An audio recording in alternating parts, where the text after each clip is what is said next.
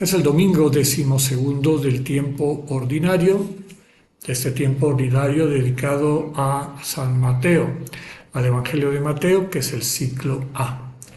Tomado del texto de la lectura del Evangelio de hoy, lo que les digo de noche, repítanlo en pleno día. La primera lectura está tomada del profeta Jeremías. El ministerio profético de Jeremías, ya lo sabemos, fue sin duda uno de los más difíciles.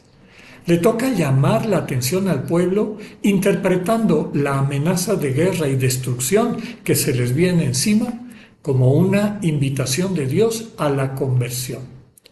Critica de manera especial a quienes ponen su confianza en el poder bélico o en alianzas con las grandes potencias de la época. Los falsos profetas, que vivían de justificar con pretexto religioso las infidelidades de los poderosos, odiaban a Jeremías y querían acabar con él. La congruencia de vida del profeta era una denuncia permanente a su hipocresía y servilismo. La lectura de hoy presenta la confianza de Jeremías en el Señor, quien le daría la fuerza para la misión que le había confiado. Y como nosotros sabemos, esa única fuerza es el amor que nos sostiene. Dice Jeremías: Dios ha salvado la vida de su pobre de la mano de los malvados. El salmo de este domingo, Salmo 68, nos presenta el sentir de quien padece por su fidelidad a Dios. Inclusive los de su propia sangre lo desconocen y lo maltratan. Dice que el celo de la casa de Dios lo devora. Es decir, una vez descubierta la vida plena que viene de vivir en comunión con el Dios vivo, no puede consentir cambiar esa relación por la aceptación de quienes siguen las reglas mundanas. Pero en medio de la incomprensión y ataques, Dios se hace presente al invocarlo. El Señor es bueno, nos dice el salmista, y en su ternura vuelve a nosotros, a nosotras, sus ojos. Nos dice el Salmo que el Señor jamás desoye al pobre ni olvida a quien se encuentra en cadenas. En nuestra segunda lectura continuamos nuestra reflexión de esta gran carta de Pablo, la carta más extensa que escribió y más rica en cuanto a doctrina, su carta a los romanos. La lectura de hoy sigue la argumentación iniciada el domingo pasado, es decir, que Cristo entregó su vida por amor a nosotros, cuando aún éramos pecadores. Pablo introduce varios conceptos importantes para entender el misterio de la redención. El pecado, que ya sabemos que el único pecado es el egoísmo, servir al ego y no amar a nuestros semejantes y a Dios. La muerte, es decir, la ausencia definitiva de existencia, y captar que hay varios tipos de muerte, la transgresión y delito, que es la manera como el egoísmo se concreta en la vida de cada quien, y la gracia, que hemos dicho que es Dios, que se nos entrega. El pecado fundamental, ya comentábamos, es el egoísmo, la enfermedad propia de una libertad inmadura que se ha volcado sobre sí misma, destruyéndose y haciendo daño a otras personas. También se le puede llamar perversión, es decir, verter dilapidando inútilmente los bienes que Dios nos ha dado para encarnar el amor. Esta distorsión termina con la muerte, es decir, la autoexclusión de la comunión con Dios. La única manera de ser redimidos de esa enfermedad es acogiendo la gracia. Ya comentábamos la manera como Dios se nos da. Nos indica Pablo: la gracia de Dios se ha desbordado en todos, a través de Jesucristo. El Evangelio de este domingo, ya comentábamos que estamos en el ciclo A, dedicado a San Mateo, ya estamos en el capítulo 10, nos invita a captar la importancia de dar testimonio de Cristo delante de la gente. No se trata de andar de merolicos gritando en las esquinas, como a veces vemos, sino vivir una vida de amor congruente, Eso es dar testimonio de Cristo. Nos presenta el Evangelio de este domingo 4 dichos de Jesús, seguramente comunicados en tiempos y contextos distintos, pero que Mateo concatena bajo una temática: la congruencia de nuestra vida con los valores de la buena noticia como indicador de que efectivamente vivimos en comunión con Dios. Como introducción, se invita a los creyentes a no temer a los hombres, es decir, a no vivir en función del terrible ¿qué dirán?, estar a expensas de lo que las modas y expectativas dominantes nos imponen.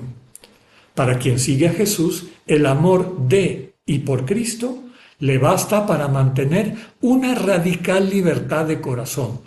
No se siente en necesidad de quedar bien con nadie. El Señor invita a comunicar con claridad y transparencia lo que nos dice de noche, lo que nos dice al oído, es decir, lo que nos comunica en la intimidad del corazón, en la oración, en el silencio, cuando con atención escuchamos la manera como nos transmite vida. Es claramente una invitación a guiar nuestras decisiones y vida desde las nociones que el Señor nos comunica. El segundo dicho nos invita a no temer a quien nos puede matar el cuerpo, sino más bien a quien puede arrojar al lugar de castigo el alma y el cuerpo. A lo largo de la historia hay unos autores que dicen, está hablando del mal espíritu. Otros dicen, está hablando de sí mismo o de Dios. Está hablando de las personas. Ya platicaremos de eso en la homilía. El tercer dicho es un elogio a la providencia de Dios. Ni un pequeño pajarillo cae en tierra si no lo permite el Padre. ¿Cuánto más estará Dios pendiente de sus hijas, de sus hijos? El último dicho, expresado en forma de amenaza, en el fondo transmite un criterio para saber si nuestra comunión de amor con Cristo es más importante para nosotras y nosotros que quedar bien con las expectativas de quienes siguen al príncipe de este mundo. Reconocer o desconocer a Cristo frente a las demás personas habla de fidelidad, es decir, la congruencia, este tema que nos ha acompañado. Congruencia, fidelidad o infidelidad que se refleja más en hechos que en palabras. Y por eso termina con esta frase: yo también lo reconoceré ante mi Padre que está en los cielos. Escuchemos con atención la palabra viva de Dios. Proclamación del Santo Evangelio según San Mateo. Gloria a ti, Señor. En aquel tiempo Jesús dijo a sus apóstoles: no teman a los hombres. No hay nada oculto que no llegue a descubrirse. No hay nada secreto que no llegue a saberse. Lo que les digo de noche, repítanlo en pleno día. Y lo que les digo al oído, pregónenlo desde las azoteas. No tengan miedo a los que matan el cuerpo, pero no pueden matar el alma. Teman más bien a quien puede arrojar al lugar de castigo el alma y el cuerpo. ¿No es verdad que se venden 2 pajarillos por una moneda? Sin embargo, ni uno solo de ellos cae por tierra si no lo permite el Padre. En cuanto a ustedes, hasta los cabellos de su cabeza están contados. Por lo tanto, no tengan miedo, porque ustedes valen mucho más que todos los pájaros del mundo. A quien me reconozca delante de los hombres, yo también lo reconoceré ante mi Padre que está en los cielos. Pero al que me niegue delante de los hombres, yo también lo negaré ante mi Padre que está en los cielos. Hermanas y hermanos, esta es palabra del Señor. Gloria a ti, Señor Jesús. Tomamos un momento en silencio para meditar esta palabra y, como hacemos cada domingo, cosechar cuál es el mensaje, qué tocó mi corazón, de qué manera sentí que Dios se comunicó conmigo.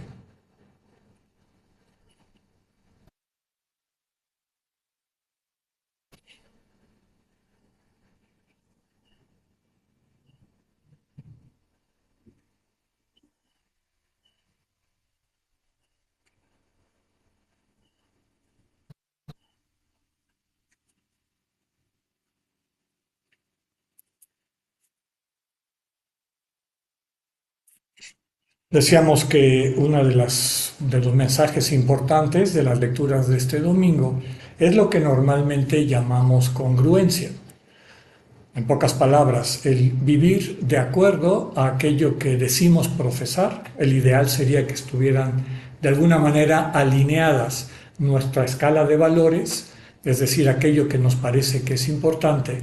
Y recordemos que todas y todos nosotros tenemos esa brújula para guiarnos en la vida. Tenemos una escala de valores. Algunas cosas que nos parecen sumamente importantes y que tratamos de mantener, que nuestra vida esté orientada por esos referentes de virtud, de buena vida, de rectitud. Así como hay valores que nos apuntan las cosas positivas, también hay antivalores o elementos que nos permiten descubrir lo que no está bien, lo que hay que evitar, lo que tenemos que hacer a un lado, evitar en nuestras vidas. Con todo, no todos los valores son iguales, no todos. Ya hemos comentado en otras ocasiones un valor general, que es la verdad, hablar con la verdad, ser sincero, ser honesto, que tiene importancia, y otro valor como puede ser la misericordia, el tratar de ver cómo está una persona en una situación de dolor, de sufrimiento, y la mejor manera de poder acompañar a esa persona. Y mi ejemplo favorito, que muchas veces me toca acompañar, es, por ejemplo, ante un enfermo, que es una persona muy aprensiva, que sufre por su salud, eso realmente lo mete en una situación de muchísimo sufrimiento. Y un familiar se entera de que tiene una enfermedad difícil, una enfermedad que puede terminar en su muerte, o que es una enfermedad seria. Entran en conflicto estos dos valores. La verdad, que es un valor en sí mismo, debo de hablar con honestidad, debo de decir las cosas, y por otro lado, la misericordia, el pensar en la otra persona, y parece que entran en conflicto, porque si le digo las cosas así a bocajarro, pues a lo mejor termino haciéndole mucho mal. Y como ahora sabemos que el sentimiento y el cuerpo están de la mano, pues a lo mejor su aprensión hace que quede peor, que su enfermedad se agrave. Lo cual lleva a la persona a decir, para mí, ¿qué es más importante? ¿Esa verdad o la misericordia? Y a veces tenemos que optar por el valor que nos hemos constatado o desde el cual vamos orientando nuestra vida. El mensaje central del Señor Jesús es que no hay un valor más grande que el amor. Ya hemos dicho muchas veces que amor no es un concepto, es un estado, es lo que sentimos internamente cuando nuestra vida, cuando nuestra sensibilidad es la de un enamorado, de una enamorada. Totalmente sumergidos en ese amor, que no, vuelvo a decir, no es algo abstracto. Déjenme utilizar términos poéticos. Totalmente experimentando en todo momento ese abrazo amoroso de Dios, sentir que el Señor, que el Padre, en este día que estamos recordando a los papás, que Abba nos abraza, nos ama, nos acompaña, cultivando esa relación cotidiana, cuando le contamos cómo va nuestra vida, cuando le contamos también las situaciones difíciles por las que pasamos, cuando vamos percibiendo cómo ese amor en el que vivimos y esa presencia amorosa nos da elementos para dejar que ese mismo amor fluya en las situaciones de problema, de dificultad, de reto en la que a veces nos encontramos. Ir viviendo cada vez más sumergidos, totalmente entregadas, viviendo en ese amor que nos sostiene, en ese abrazo infinito de amor interpersonal que Dios nos da. Vivir así, en ese enamoramiento que te sostiene en todo momento, que lo experimentas en cada instante de tu vida, te permite captar cuál es la única congruencia que vale la pena, que es la congruencia del amor. Por eso cuando a San Ignacio le piden que ponga una regla para la compañía de Jesús, dice la única regla es el amor discreto, el amor discernido. Ya hemos comentado también en distintos espacios que a veces el amor es tierno, es cercano, se trata de levantar a alguien que está caído, transmitirle confianza, etc. A veces el amor debe de transmitirse, y los papás que me están oyendo, las mamás también lo saben, con una actitud de firmeza. Cuando hay que llamar la atención a quien perdido en su ego o perdida en su autocentramiento, va tomando decisiones que le hacen daño.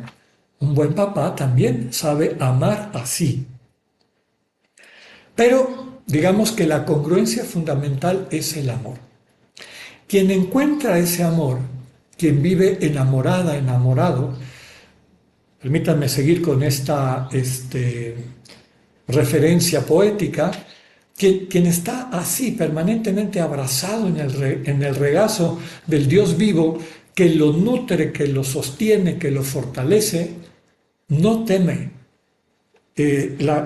San Juan, en particular la primera carta de San Juan, lo subraya con mucha claridad. El amor destierra el miedo. Por lo tanto, lo que nos capacita para vivir todo lo que dice el Evangelio es una relación de amor con Dios. Si vivimos en esa relación de amor, entramos en una dimensión distinta que relativiza muchas cosas que el egoísmo pone como absolutas, ¿no? Que si el dinero, que si el poder, que si la imagen a través de la cual trato de alimentar o de darme un poquito de seguridad, de darle de seguridad a mi ego, cuando estoy sostenido por ese amor, vivo libre de todas esas cosas. Inclusive vivo libre de lo que conocemos como el bios, la vida biológica. Si en algún momento el amor me lleva a ofrecer mi vida biológica, a favor de algunas personas porque el proyecto de Dios lo necesita, porque eso va a permitir que este testimonio, esta congruencia de amor se haga presente con mayor claridad en el mundo, con una libertad absoluta, y es realmente libertad, no es esfuerzo. Entrego mi vida.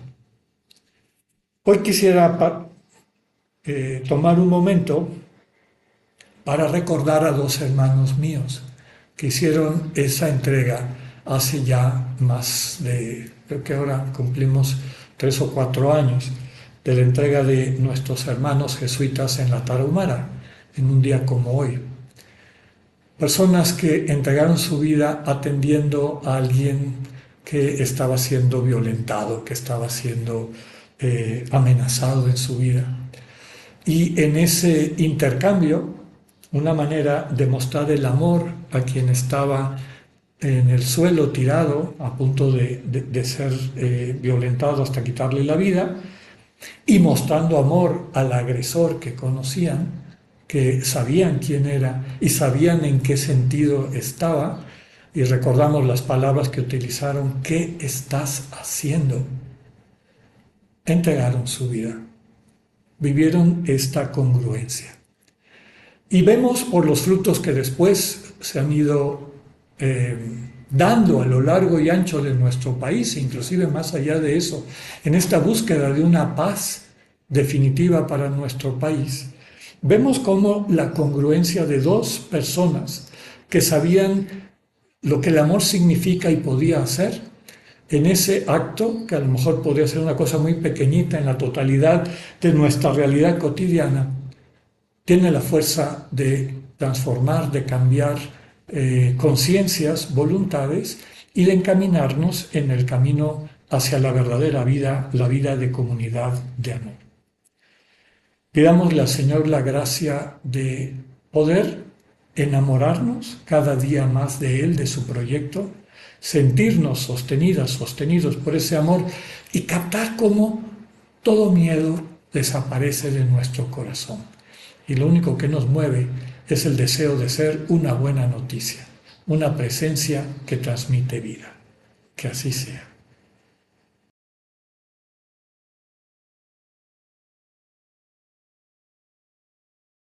Demos gracias a Dios. Gracias al Dios que nos da la vida, que nos la sostiene, que nos capacita para ejercitar día con día el amor que crea y recrea. Aprovechemos esta semana y les agradezco de corazón, hermanas y hermanos, que formemos comunidad, desde luego alrededor de la mesa del Señor, pero también en nuestras familias, en nuestros lugares de trabajo, en nuestros países, en todas las oportunidades que la vida nos da para amar. Recordemos que la congruencia que queremos vivir es la del amor, que la única regla que puede guiar correctamente nuestras vidas es aquella pregunta: ¿cómo puedo amar mejor ahorita? No solo, sino siempre en compañía del Señor.